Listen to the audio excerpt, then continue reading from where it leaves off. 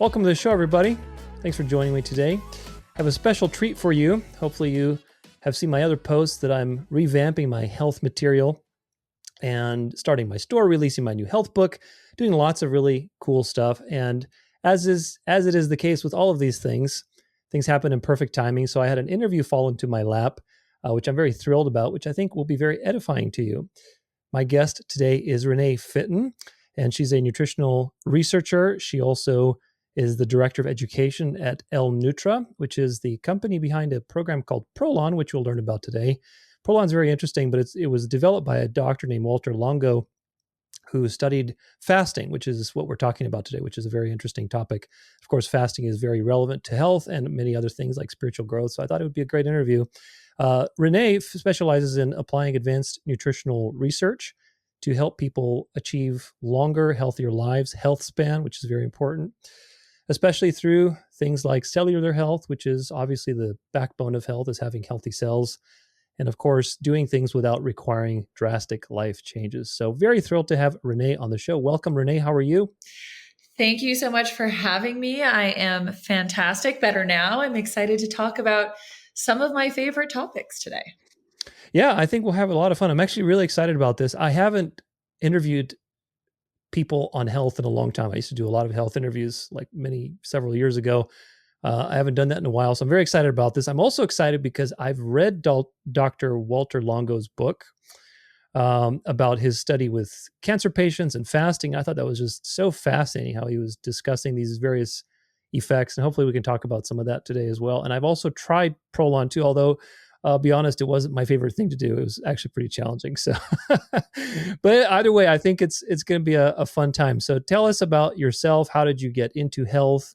How did you get to where you are now? And, what do you do? What do you do on a regular basis? Oh man, loaded question. Tons of A questions. lot of loaded questions. I'm full of loaded questions.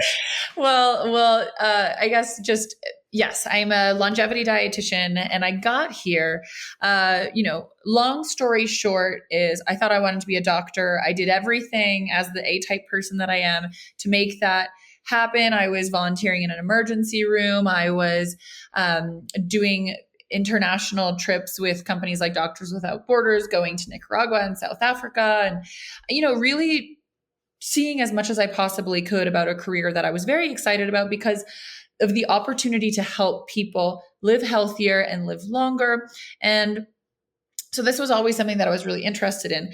But as I really started to sink my teeth into more of this Western medicine approach, I started to see some cracks in the foundation where I felt like, well, I am a huge fan and I'm a big believer in some of the opportunity that Western medicine brings to our health. There's also another very important piece, which is lifestyle medicine.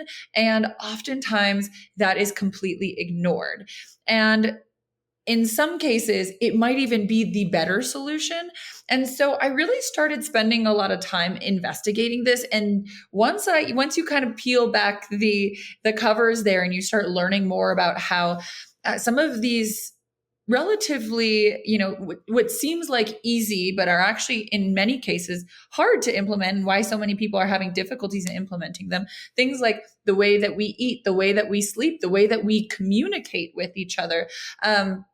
Of course, the way that we exercise, all of these things have a huge impact on our health. And there is a incredible amount of research in this space now. Now, the hardest part, honestly, is sifting between it all and figuring out what is legitimate and where should we be focusing our time in researching more of it. But I finally decided to shift gears and I got my master's degree in longevity nutrition. And I got to study under the incredible Dr. Walter Longo. He created one of the only longevity nutrition programs in the world out of USC. Got to study in Italy under his program out there as well. And, and then from there, ended up making my way after starting a nutrition tech company back to L-NUTRA, who are kind of the original makers of fasting-mimicking diets, one of the most incredible and evidence-backed ways to use fasting in real settings and actually make it something that people can do consistently. So was very lucky to get tapped to support in that mission. And that's where I am today as the director of education with L-NUTRA, supporting with all of their great efforts. That's awesome. Yeah, health, I think, is one of those things where I think both the allopathic side and the, I guess, holistic, whatever you want to call it, the other side of things, right?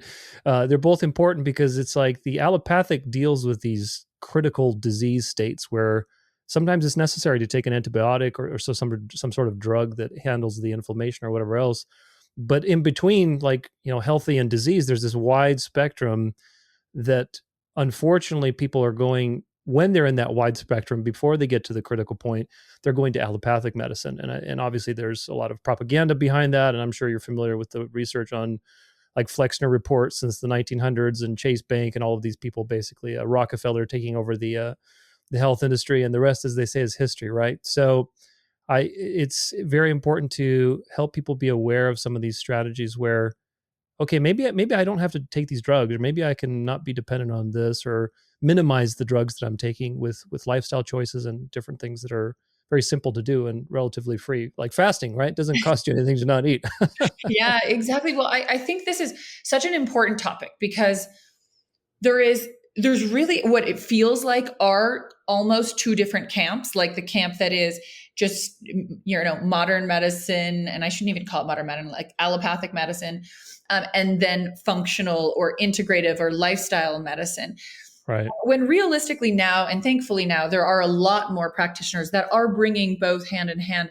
But what I also like to remind people of is that, you hinted at some of the research on cancer, for example, with fasting mimicking. And what we see in some of these trials is that fasting mimicking alone doesn't really move the needle any significant amount in terms of this oncology care.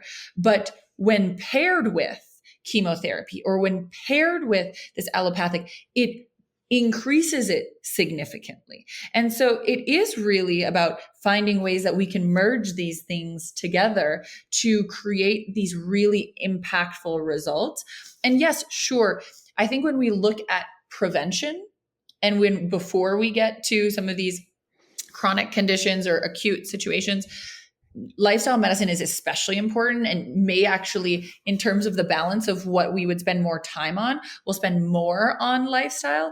And then unfortunately, when things get too far down the line, we have to spend a little bit, we have to balance it up a little bit and spend a little bit more on this allopathic. But it all plays together and we don't have to pick sides, but we do have to know that both sides exist and we have to invest into both. And, and I think right now we need to be investing more into lifestyle because it's underrepresented. Now, just for the people that aren't aware, because I think it's just a fascinating topic, can you talk a little bit about the fasting research that he was doing with chemo? I mean, I'm not a person that obviously is like, hey, go to chemo if you have that. I would say explore as many options as possible before you do that. But if you have to do chemotherapy, which sometimes you have to, the fasting research is very phenomenal. So could you talk about why the fasting is very important for people that are in a situation where they may have to do chemotherapy and why that may be very important to do? Yeah. I mean, this is still, even though I would say there's now, decades of research in this space, there's still a lot more to be uncovered.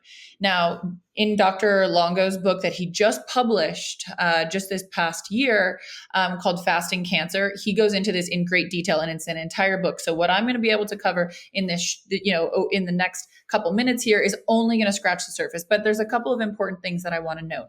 One, fasting has always been recognized as a potential tool in oncology care because cancer cells love sugar. And I have to be careful with even using the word sugar because they love glucose. And it's not just coming from sugar, it's coming from a lot of foods actually that can turn into sugar in our body or glucose in our body. And cancer cells love it. Now, if what they were able to show is that by reducing the amount of glucose available, our cells do better at leveraging some alternative fuel sources. And it kind of slows down the cancer cells in a way, or kind of weakens them in a way. And so it is selectively And this is the hardest part in cancer care, is figuring out which cells are we keeping and protecting and which cells are we destroying, because they look so similar, especially like to chemotherapy. It doesn't know which ones, right? And so this is one of the toughest parts. And when we leverage fasting, we are more selectively kind of impacting or reducing the strength of the cancer cells, as opposed to our true cells that are more metabolically flexible, for lack of a better word. Now, that's one piece of the puzzle. There's a lot of things that go into this. Now, that was the early research showing that there could be some benefits in even water only fasting. But so many oncologists were saying, absolutely not. I'm not going to put my patients who are already cachexic, which means that they are already losing muscle mass, I'm not putting them on a water only fast. If anything, we're going to pump them full of protein and carbohydrates and go ahead and eat ice cream, whatever we can do, whatever you're willing to eat to help get you through this, right? I also, sidebar, I spent some time at Norris Cancer Institute, and unfortunately, like, chemotherapy is incredibly difficult. People lose, there's a lot of things that they can't eat, that they can't palate. They've lost saliva glands. So anything that people, it's rough. Yeah. It's really, pretty really rough. tough. And so understandably, again, I don't want to say that it's just that we also know that going into this fasting route is beneficial. So this is where Dr. Walter Longo said, wait a minute, maybe there's a way that we can get the best of both worlds. Maybe we can get the body to go into this fasted state, but we don't have to starve everything. We don't have to remove all of the nutrients. And that's where the inception of fasting mimicking came about. It went about figuring out, what do our cells actually perceive as a fasted state? When do they go into this deep repair and rejuvenation? When are they able to switch fuel sources? What needs to happen? And can we still give some nutrition? And turns out, now we know, yes, there is. And there's some really great research in figuring that out. So fasting mimicking basically is triggering the body's fasting pathways and the benefits of fasting while still having a baseline level of caloric intake. I think it's like 500 calories or something like that. Well, actually, so the companies that are making the kits available, because you want to make sure that you're getting the right nutrients. It's very scientifically defined. It's right. More than just calories, right? So the companies that are doing this, there's two right now, Prolon and L-NUTRA Health. The day one is about 1,100 calories. Oh, wow. Okay. Day 2, 3, 4, and 5 is about 750. So it's actually not bad. Now, that's through these pre-made kits. Now, I know that there are some people that they're trying to do this at home. Maybe, you're just trying to find the, for whatever reason, like, for example, the kits that are pre-made, they're very nut heavy. So maybe you need to go completely nut free. You have a nut allergy.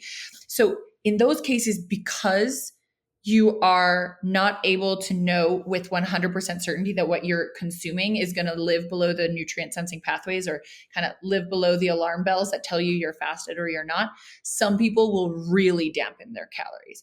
I always caution against that, because at that point, you're pretty much just water only fasting, and you're not getting the benefits of adding all of the nutrition that we see with fasting mimicking. So that's why I'm a big proponent of the kits that already get sent to you, because you get the most food you can get without triggering the pathway. So talk about that, because I think that's something worth exploring. It's very interesting, is how, because obviously there's 100 calories of a Pop-Tart is different than 100 calories of a grass-fed steak, right? So you're dealing with different kind of calories, but what is the science behind these nutrient amounts and the caloric amounts? Because if, like, for the average person who's never heard of this, they think, well, how are you fasting if you're eating, 1,100 calories or 700? How does that work exactly? So what is the science behind that exactly?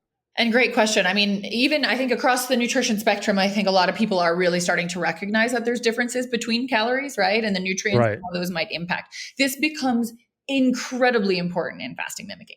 Triple that, now it's really, really important, because our cells They have essentially at the surface these things called nutrient sensing pathways. There's some major ones that are really important that we focus on.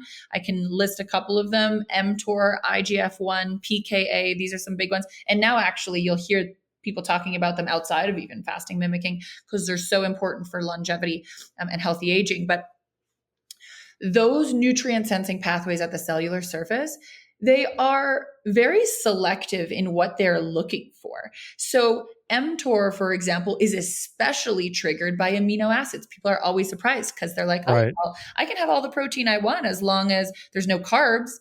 Not so fast.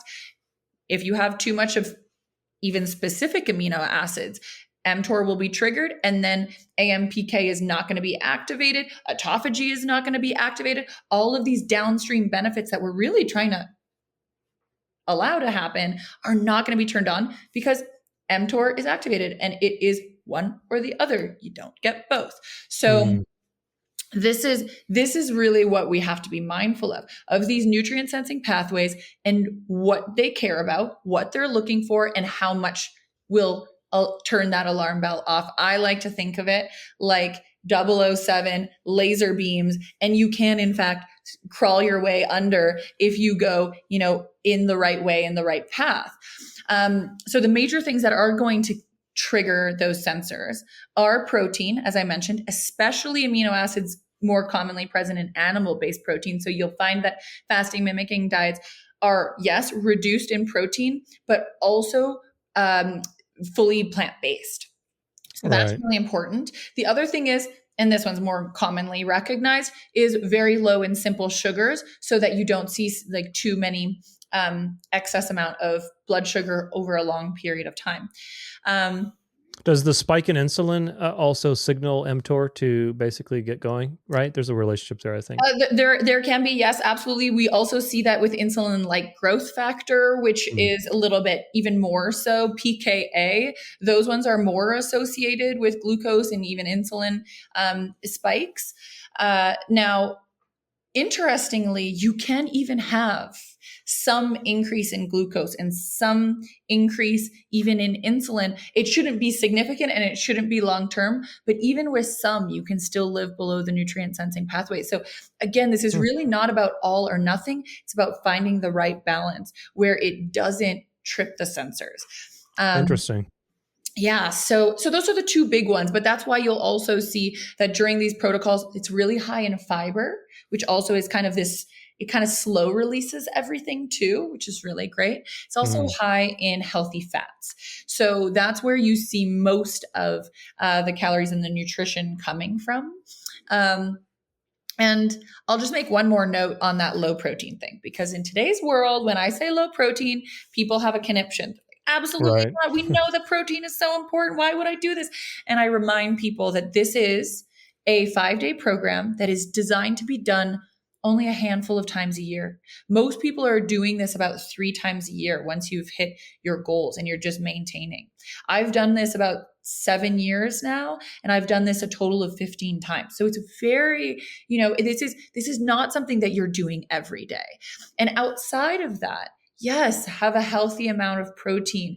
And I carefully say healthy amount of protein. I'm not saying go crazy either, but yes, adequate protein outside of that window. And that allows you to, in the fasted state, allow your body to say, we're going to chill on growth for a second, and we're going to focus on repair and rejuvenation for these 5 days and even maybe a couple days after.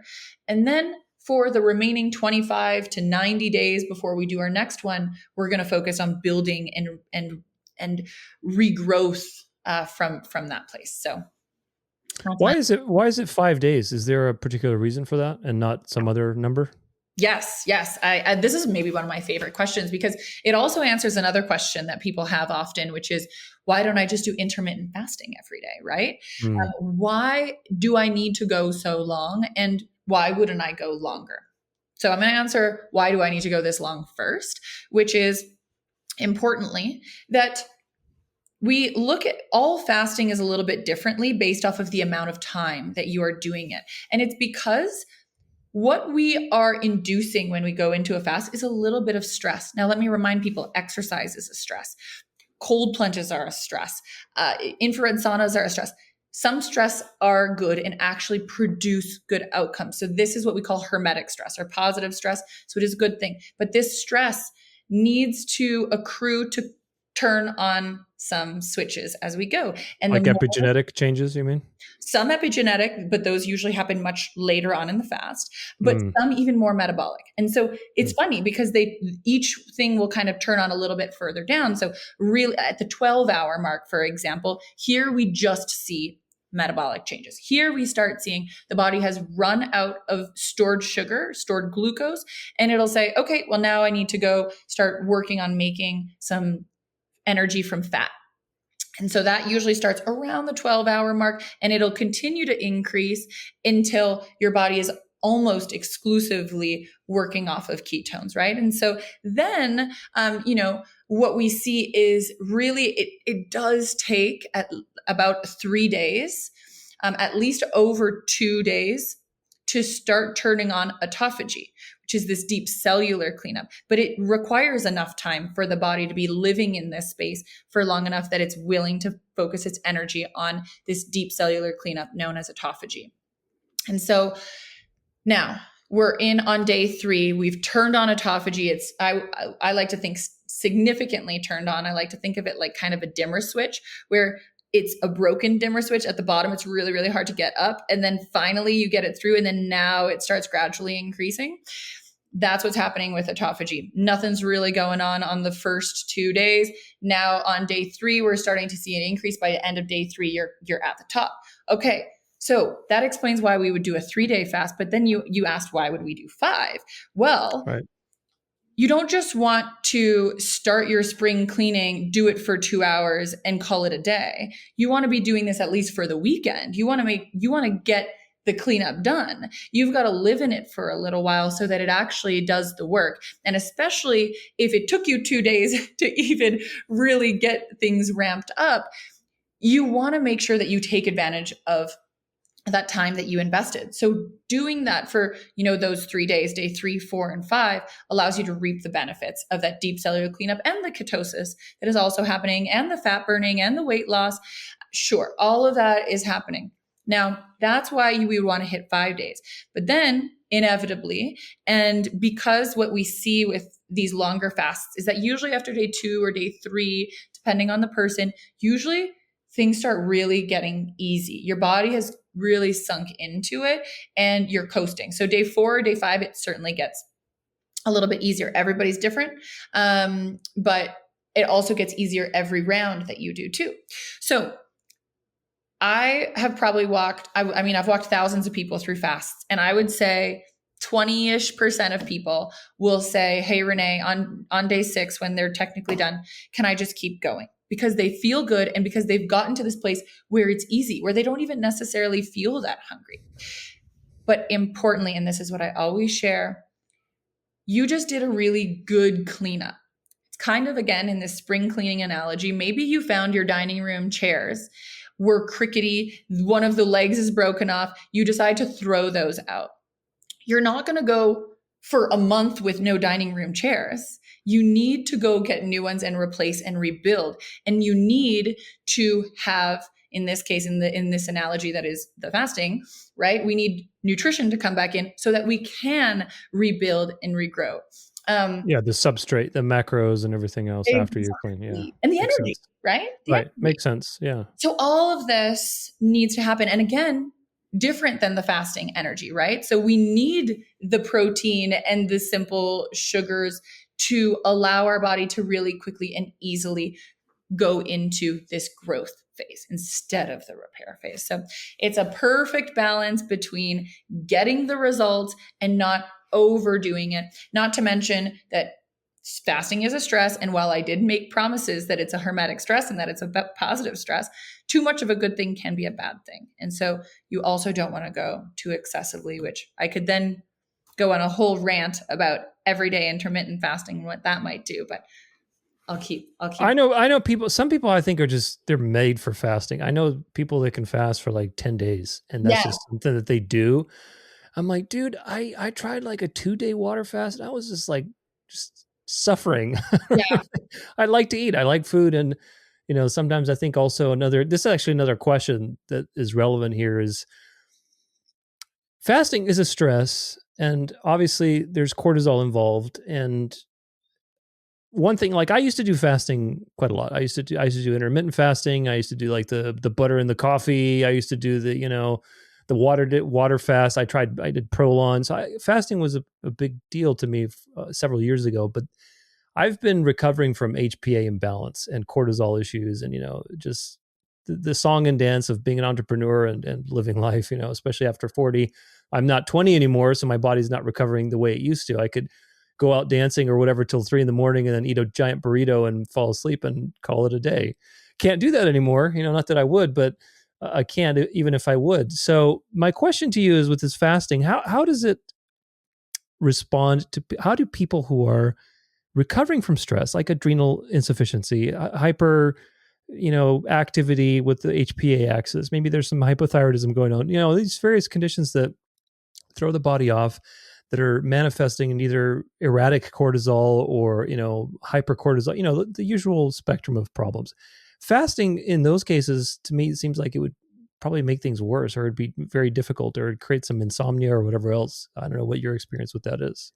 No, this is such an important question, and unfortunately an under-researched area, because we know that this is an area of concern. We're not gonna, it's tough to get research to allow this type of research to be done. Same thing was happening with the cancer research. It took a long time. Then you had to do mice trials, and then or even fly trials before you could do mice trials, before you kind of made your way up. So I think we're not really going to get a true answer here for a while. Now, I'm still going to answer this with what I do know, which is, one, at bare minimum, adding fasting mimicking as opposed to water only fasting is going to be a safer and slightly less stressful on the body solution, because you're still adding some nutrition. So there is that piece of it. Now, would I recommend this to somebody that has adrenal fatigue or cortisol concerns, and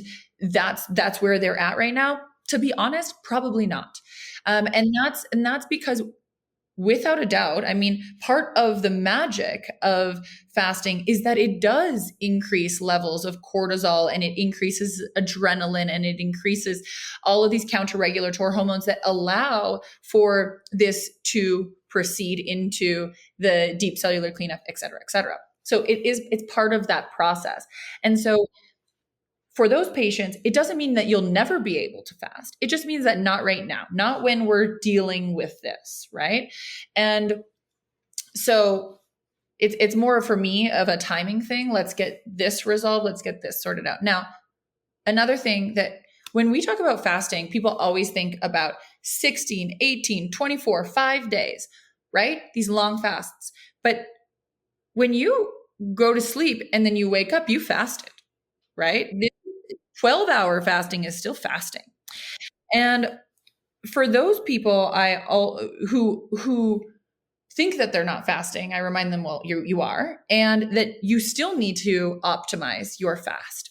And this is where having breakfast in the morning and reducing your intake in the late evening, so that your 12-hour window of eating starts early in the morning and ends at least 3 hours before you go to bed, is so important. Because naturally, and granted, we know with people who have cortisol issues, they're not always going to follow the same pattern. And in fact, that's usually the concern. But generally speaking, we see a spike right first thing in the morning, and until you eat, it's not going to be able to really come back down. And so having a meal first thing is important. And then also in that evening part, the reason why that's important is because our cells live in a circadian rhythm, meaning they follow a 24-hour schedule, and they stick with that schedule. They know what they're good at in the morning. They know what they're doing at night. And in the evening, they're not very good at funneling sugar into the cells, or helping regulate blood sugar. And so eating late in the evening is actually going to be very problematic. And it's not just within that hour or few hours after you eat. it can even persist into the next day. So critically, even if you are not quote unquote fasting, make sure that you are leveraging the time that you are not eating the right way around a healthy circadian rhythm, and do about these 12-hour fasts, which are, reasonably healthy. What do you think about intermittent fasting? Do you do intermittent fasting or not really? Um, so uh, I unfortunately, probably in all honesty, end up intermittent fasting mostly by accident, 9 out of 10 times. I Yeah. don't want to be. It is. I just did this whole spiel of how important breakfast is, and I really do. This is where the science is, and I strongly believe in it. So 9 out of 10 times, I am trying to have this breakfast, and I'm trying to stay within a 12-hour window. This is what I recommend for anybody who is considered generally healthy. I do not recommend longer fasts for those individuals because, as I mentioned, it is still a stress on the body. And if you're doing intermittent fasting, you're probably doing it every single day. So now, even though you're only getting into like this deep fasted window for 4 hours, 6 hours, what have you, it is still causing that increase in the stress in your body. And now you're doing it every single day, which can be, as you can imagine, exactly what it sounds like, stressful for your body. And it can produce an unintentional negative consequence. Now, for my individuals who are looking for weight loss, maybe are in seeing changes in their metabolic health, their blood sugar, their insulin sensitivity or resistance isn't where they want it to be. Things like that. I might actually recommend that they increase their fasted window to 14 hours, where they're able to pass that 12-hour window, able to offer that metabolic flexibility, get into that fat burning stage for a little while and get some of those benefits. But once you reach your goal, discontinue and go back to 12 so that you're, again, not doing undue stress onto the body during that time. So that is my general recommendation around intermittent fasting. There are benefits, but only certain people necessarily need to take advantage of that. And then everybody else should be hitting 12 hours. Now, importantly, I'm not saying that if you are healthy, you don't need to fast at all, right? I'm not saying you can go just 8 hours, because you shouldn't. You should hit the 12-hour mark for everybody. Yeah, the 12-hour mark was the one I found too. Also, I was like, as long as you hit 12, it seems to be that's where the main benefit. Obviously, there's some benefits in pursuing, a little bit more than that, but like you said, not everybody can benefit from a 16-hour window. And I found, again, personally, just with me, my own experience is that when I would do those kinds of things, it would always upset my circadian rhythm, because I would eat, like, let's say at 1 o'clock or something would be breakfast. And then I'm like, and 2 days later, I started having insomnia. I'm like, what the hell's going on here? Like, I'm not being able to sleep after, 2 days of just fasting. Like, and then I looked into it. I'm like, that's a common thing that happens is people start having insomnia, especially when they start doing intermittent fasting for the first time. Some people, again, they get used. Everybody's genetics are different. Everybody's, system is different. But I found that, as long as you're 12 hours is fine, at least 12 hours, then you're doing decent. And most of the time, like you said, it happens anyway, because if you eat dinner then at a decent hour, then you wake up, it's usually 12 hours at least. Yes, So exactly. Well, you'd be surprised. But it's funny, Dr. Sachin Panda, who is a researcher on circadian rhythms, is one of the big names out there. He did a really interesting study where he asked and they tracked people's eating times and habits. And you look at the way that people eat around a clock, and maybe on weekdays they were hitting 12 hours, but on weekends they were eating until 1 a.m. and then eating again. It would kind of go off the rails. Or, there were some days even during the week that they would eat until midnight and then they'd have their first meal again at 8 in the morning, and I think that is more common than we might even believe. And I think even if we looked at some of our own eating patterns, we would start seeing, man, 12 hours is still a reasonably long amount of time. So it's interesting. It's less common than you think. But I also wanted to note on that sleep thing. In your case, absolutely, because you're pushing your eating window, you're naturally upsetting your cell's circadian rhythm, right? Because They want to eat first thing in the morning. That's part of this whole system. You shove that now, it's going to impact things as well. It's also why when we go to bed too late or we don't get enough sleep, all of these things tie together into that circadian rhythm. And when we don't like try and live within that ecosystem, things are going to go awry. Now, interestingly, I think this is cool anyway, when we go into these longer fasts, especially, but even shorter fasts, if you're going, maybe like 16, 18 plus, you could activate another one of these counter-regulatory hormones called orexin A. Orexin A is released to kind of increase this alertness. And so what it can do is that even though you are shortening the amount of time that you sleep, when you wake up, you will feel as rested. Now, are you? No, but you will feel that way.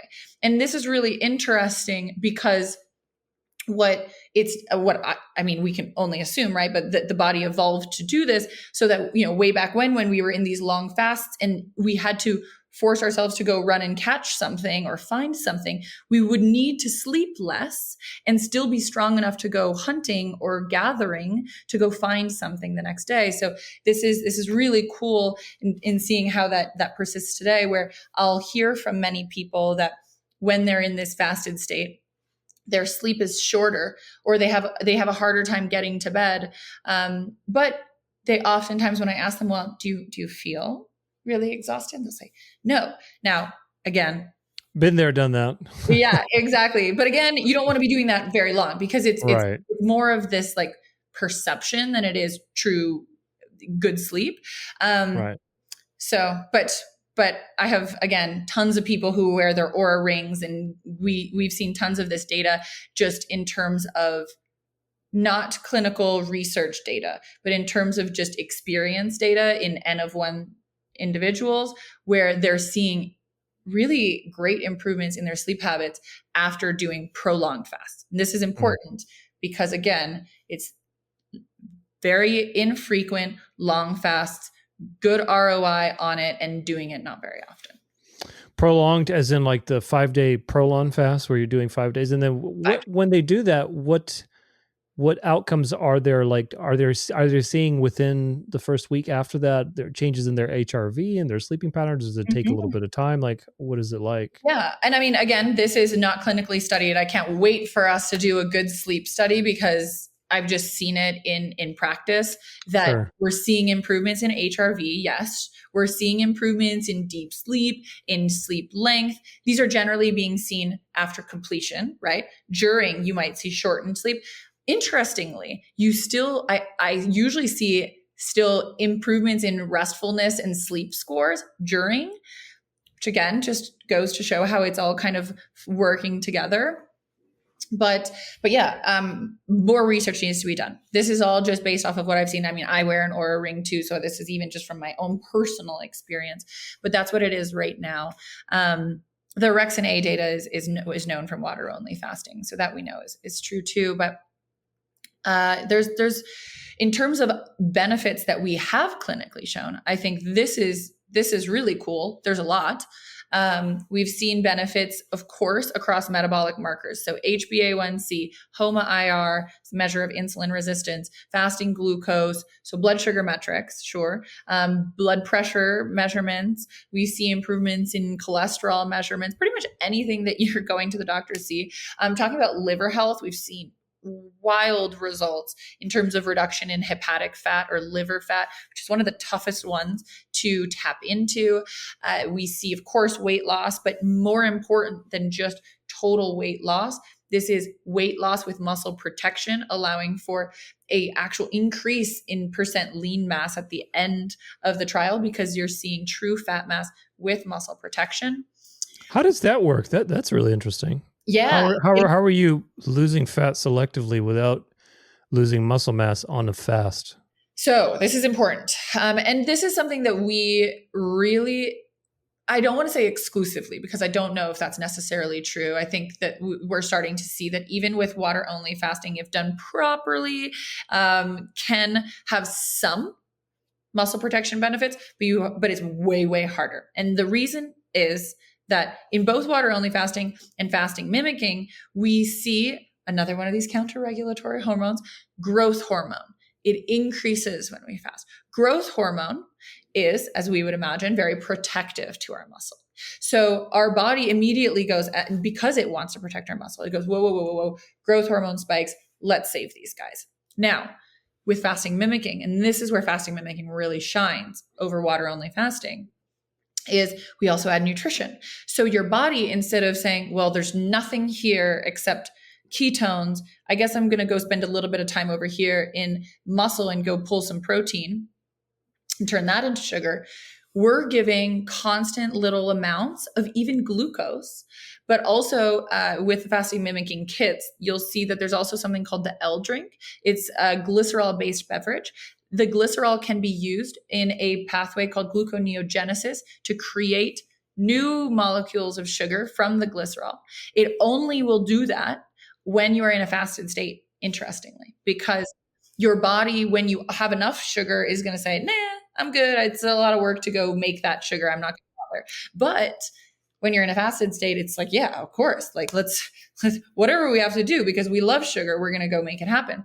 So that's another mechanism that is being done in fasting mimicking. So that's really why fasting mimicking, in my opinion, should be always the option for people. It is safer. It is muscle protective, consistently shown. I mean, at this point, I think there's over 10 studies that have been able to show that when we are measuring through DEXA and through MRI analysis and looking at, the gold standard of body composition, we're seeing this, which is so important for our health long-term and for these results long-term. So, yeah.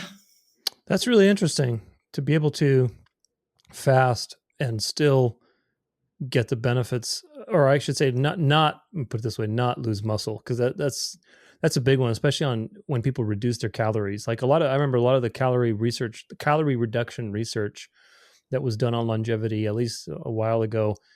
I mean, there is some correlation, right, to having reduced calories and overall lifespan, but those studies never really accounted for quality of life either, too, because you lose muscle, especially as you get older and you're a senior citizen or something, you are losing muscle mass. You need more protein. You need to maintain every muscle that you have. So that's really interesting that you can provide the body with some nutrition without it triggering fasting. That's such a fascinating idea. Yeah, I kind of a slight deviation, but not really. I'm in a longevity group, and somebody was discussing, calorie restriction and longevity, as you mentioned. Lots of data there and lots of support there, but there's all, as you mentioned, this fear around undernutrition.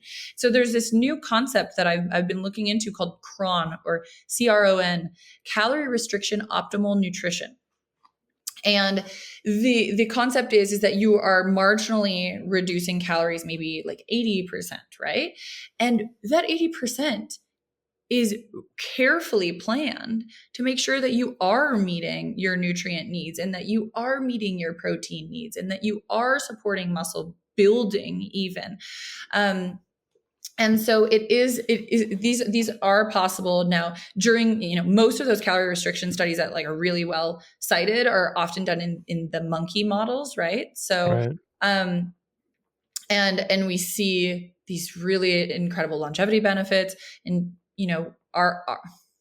they're monkeys. So it's really, really hard to assess like quality of life and things like that.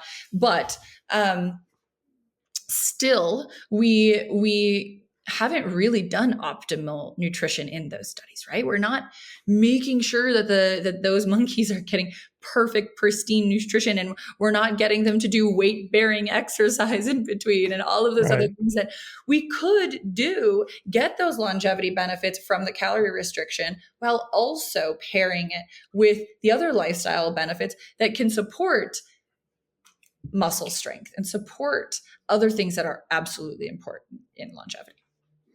What about people who have like diabetes? Oh, so this is really cool because I mentioned that there were two companies that are doing the fasting mimicking solutions right now. The L-NUTRA Health program is new. That is a group that is doing diabetes remission as well as metabolic condition remission. And they're actually pairing fasting mimicking diets with physician oversight and dietitian oversight. And why do you need these oversights? Well, it's because it works so well that patients have to come off of medication. Otherwise, their blood sugar is going to go too low. And including also their blood pressure, like all of these things are improving so well. They need physicians to take away medications so that they can get to a place of true remission and remain healthy throughout this whole program. So it's really incredible. So the research that's been done here, there's a couple major ones that I'll call out. One was able to show a reduction in A1C of 1.4%. Now, this is like drug level A1C reductions. Now, this was done with just using fasting mimicking kits, 5 days, right? Once a month for 6 months. That's it. Nutrition, even in between, was not controlled. So even hypothetically, if you changed no other thing about your nutrition, you could still support diabetes remission, right? And in that study, they also showed that 67% those patients that on average dropped their A1C by 1.4% also were coming off of medication, which usually, imagine if they stayed on those medications, might even go lower, but to a possibly, dangerous low, which is why we take them away. But this is true disease remission. Now, other things that we see here is improvements in HOMA-IR or improvements in insulin sensitivity, reductions in insulin resistance. This is a big problem. This is like core issues, right? There was a preclinical trial. I always say preclinical, which means that it was done in mice models. So we have to be very careful about how we generalize this to humans. But this one was done and showed regeneration of beta cells. What does that mean? Beta cells are what, if we look at patients with type 1 diabetes, beta cell function is no longer functional and insulin is no longer able to be released. And this is what causes the problem there. But even in patients with type 2 diabetes, beta cell function is also impacted. So if we can show regeneration of the beta cell, then we're really working at the true root cause, right? This is where we're really making significant impacts, way more than just weight loss alone, which also in patients with type 2 diabetes, where usually weight is also a little bit higher. Usually we see BMIs closer on average in these studies about 30, right? Here we're seeing an average weight loss after those 6 rounds of 22 pounds of true fat mass. Again, muscle protective. In the world where we're, handing out GLP-1s like candy, where we're also seeing 40% muscle loss with those medications. Sure, you see significant weight loss, but you're seeing this huge tap into muscle. I mean, in this patient population, this is so problematic because when you discontinue, which inevitably patients want to discontinue because it's so uncomfortable to be on these medications, your metabolic rate is tanked because your muscle is so important in supporting your metabolic rate. And now you get in this vicious cycle and you regain all of the weight back. Whereas if you have lost all of that significant weight, as we've even been able to show with fasting mimicking, but you protect the muscle, those results can be far easily maintained. Your metabolic rate, yes, it's going to drop because your weight drops, but it's not going to drop significantly like it would if you drop your muscle, which is far more metabolically active. So those are just, by the way, some of the findings. There's some really cool like behavioral findings and a bunch of other stuff, but I could ramble all day. Yeah, that's really interesting. If somebody is a diabetic and they have that and but they don't want it anymore, obviously they want to get off of their meds. Is there a way for them to have a doctor that is trained with this 5-day program that could work with them to basically coach them through the process? Absolutely. And that's what L-NUTRA Health does. So you go to the L-NUTRA Health website. It's L-NUTRA, N-U-T-R-A, health.com. There you sign up for the program and you will automatically be connected with a telehealth, longevity, and lifestyle medicine physician that will run labs. We'll sign you up. We'll make sure you're all checked off to do this program safely. They will look at your medications and tell you if you need to adjust them. They'll do that every quarter. And even sometimes because this has such impactful changes. They might even check back in after 1 month and change your medications after a month. Oh, It's wow. crazy. And then on top of that, with that program, you also will immediately get connected with a dietitian, and you'll see that dietitian twice a month with that program. And all of that is included at, in my opinion, like an outrageously low cost, because you also get the fasting mimicking kit included in all of this. And it's only marginally more expensive than what you would see on like the just kit options. Right. And not to mention that you're not eating for those 5 days. So the cost of your food is zilch for those That's 5 days. true. Yeah. So most people are seeing that it's cost neutral. So there's no actual change in what they're spending for that month overall, because they're not buying food for those 5 days. Awesome. That's really interesting. Yeah. Now, you do a lot of work also with women in premenopause and menopause too, right? That's like a big Oh, area yeah. of your work and study. Yes. Talk about that and why is the fasting mimicking program relevant to that particular group of people?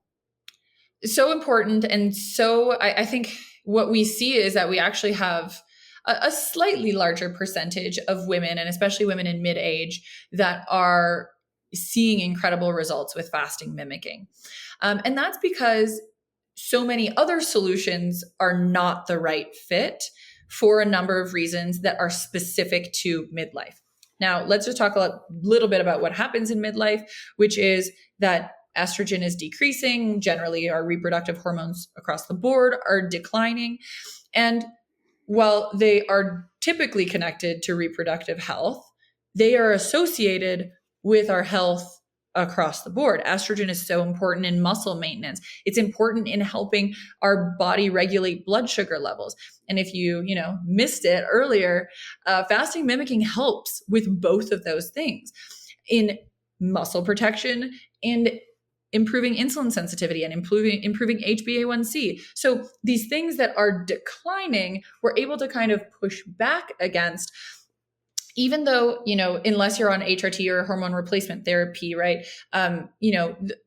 There's not really, we're not going to see this like huge change in the way that your hormones are necessarily declining, but we can fight back on how that impacts your body. So what you'll also see, and what you hear oftentimes about women who are entering into perimenopause or who are already in menopause, is they're like, man, I am doing the exact same nutrition, healthy nutrition. I am doing my awesome workout that I've always done and stayed, at this weight and fit this pant size. And now it's not working.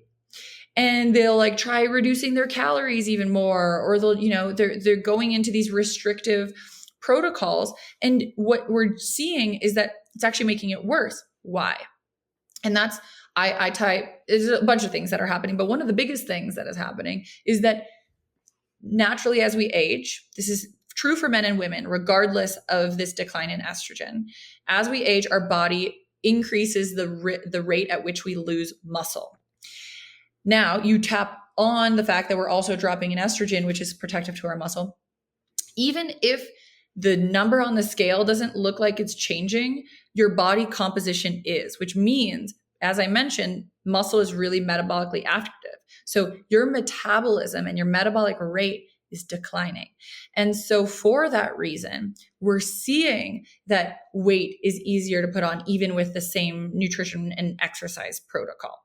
So the big solution here is anything that you do to try and support weight loss, which I am never going to be the one to tell anybody, well, you don't need to lose weight. That's, if it's important for you, for your confidence, if that's something that matters to you, then yes, absolutely. There are things that we can do to support, but don't go into these situations where you're going to also tap into muscle, because then you're just going to keep making it worse. So fasting mimicking is, in my opinion, one of my favorite ways, because we're able to support with the fat loss and we're able to protect the muscle. And then for the 25 days until your next cycle, we're going to focus on optimizing nutrition, increasing protein a little bit, right? Increasing weight-bearing exercise, and we're going to work to rebuild that muscle. And even though it certainly, yes, it gets harder as we age to build muscle, it is never too late. You can always build it. And it's, if anything, more important, start now. Yeah, it's so important. I think, like you said, after there's so many things that when you study aging, I remember when I used to be really hardcore into this stuff. I used to interview so many people that talked about aging, and there's just so many. Like I don't know if you're familiar with Dr. David Sinclair, Mhm. or he's pretty famous, obviously Yeah. nowadays with all of his stuff with epigenetics. But even just to like everything from mitochondria to telomere length to muscle mass declining, like everything just. In fact, I recently read about a study that wasn't that recent. It was in 2021. I mean, I guess that's kind of recent, but I wasn't aware of it. But they found, I don't know if you've heard of this, but they found that aging happens in like three waves in Mhm. life, like at three, just it's not like this gradual spectrum, but rather like thresholds. 35, Yeah, 34, 50 something, and 65. 70 or I think 60. Yeah. yeah, 35, 65, and then I think there's like one more. 77 or something like that. Yeah. So if you make it to the third one, then that's good.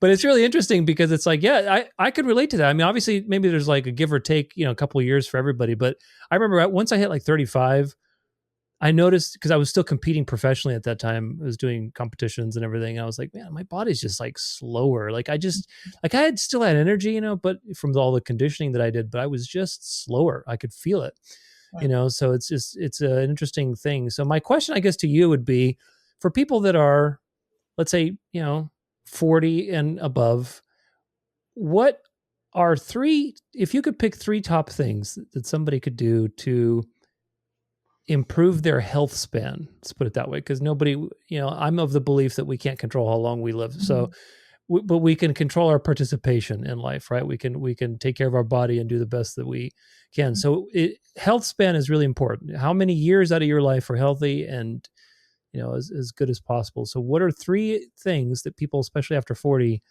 in your opinion, can do to improve health span? For sure. Right now, there's so many. There are so many, and you'll hear people they have their 6 pillars or whatever. I think Right. it's more than that, by the way, because for example, just the other day, sinking my teeth into some research on oral health, an underappreciated area that can, in fact, support Absolutely. Yeah. longevity. And that one is in no one's pillars right now, unless Yeah. you're a dentist, and then you'll I hear have an article on it. I have an article on my blog. thank you.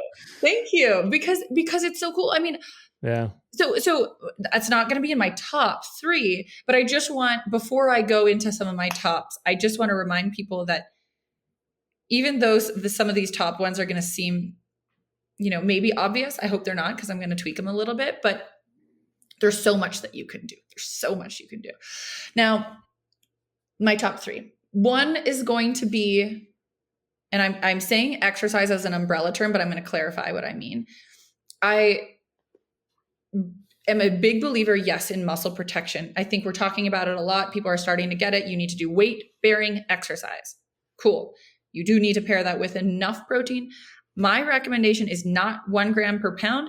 It's closer to 1 gram per kilogram, maybe 1.2 grams per kilogram, especially for people who are 65 and older. Yes, you must be going into these higher protein tiers, but I don't know anybody, unless you're a competitive athlete, that needs to hit 1 gram per pound.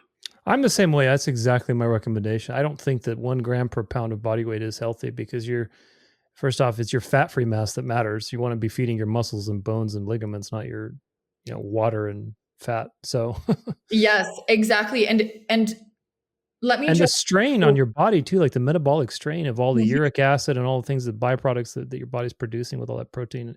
Like Ab- you see all these like this is a tangent, sorry, but no. all these bodybuilders that have had like strokes and heart attacks because they're eating like 300 grams of protein per day, and they're just insane amount of metabolic, things going on. So yeah, I don't think that's healthy whatsoever. Yeah, and I mean, just like to triple down, because I think that this might be one of my top 3. I don't know, but not too much protein is a huge part of longevity, because protein, because it's activating growth, Right. is just creating a bunch of stuff. It's kind of like, I like this analogy of, you buy a home, and this is going to be your home for the next 5 years. Okay. Like, you've decided that you have to stay here to make it a good investment. You're going to stay here for 5 years. And you keep making money and you keep buying stuff. You keep buying stuff and you keep buying stuff and you don't stop buying stuff. Your house is going to be so full you can't even do anything with it. You have to stop buying things every now and again, clean things out, get rid of the stuff that you don't use, whatever you need to do to clean things out so you can move around, so that you can function in your home, so that you can use it to work, And that is the same concept of protein, because protein is this growth currency, right? And so while it is important to grow and it's important to have stuff, you don't want too much of it either. And you don't want to create chaos, and you don't want a bunch of non-functional cellular organelle in your body, which anyway, so it's just maybe a bit of a tangent, but too much protein is a bad thing. So that's interesting. Yeah. So yes. Okay. So back to exercise. Yes. Weight bearing exercise is so important. Keep it into your routine, but don't forget, we get so good at being like, well, muscle is so important. So then we forget about everything else. You still need to do aerobic training.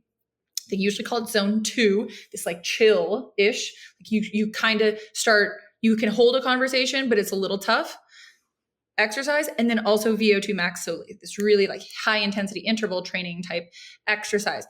All of those things are important. And I just want to remind people that all of those 3 things are associated with longevity. So don't resist the urge to go 100% all in on anything, and try and keep diversity in everything that you do, whether it's your nutrition or your exercise, what have you. So exercise is one. Nutrition, obviously, I've talked about the protein thing, and I've talked about fasting mimicking. There's some really cool research on fasting mimicking and biological age. Just 3 cycles was shown to reduce biological age. That's like your cellular age, right? You guys were using the Horvath clock or something to measure that? We actually used pheno-age, which is it's using biomarkers that have been associated with longevity through the NHANES data. So it's more epidemiological than maybe the Horvath clock or some of the other bio-age calculators. But it's, I mean, in my opinion, like it has the most length of research because we're using NHANES data. Right. So yes. So this 2.5 years of bio-age reversal is what we're seeing with just 3 cycles with FMB. So fasting mimicking periodically, do it 3 times a year, maybe 4 times a year, separate them by 3 to 4 months, and don't overdo protein, but just, yes, make sure you get adequate protein. And then I think my last one is going to be sleep. I think sleep is so important. And is probably easy for especially high achievers to think is not important. Even if you're go and you don't think it's impacting you, it is, and it's going to come back and bite you in the butt. Sleep is where we do a lot of this repair and cleanup and rejuvenation. Make sure you get good sleep. If you're waking up from 8 hours and you are not rejuvenated, if it's exhausting to get out of bed, it means that you're not getting quality sleep. So whether you work with a professional, whether you get an Oura ring, whether you just go online and look up good sleep hygiene, do something in that space and work on that. So those are going to be my top 3. Those are good ones. Yeah, I'm sure there's probably a lot more. Sleep is the one that I wish that's the bane of my existence in the last couple of years of just burning the candle at both ends. It's so easy. I am equally. As I get in trouble with this, like from my team, I send out messages at 2 a.m. It is what it is. But I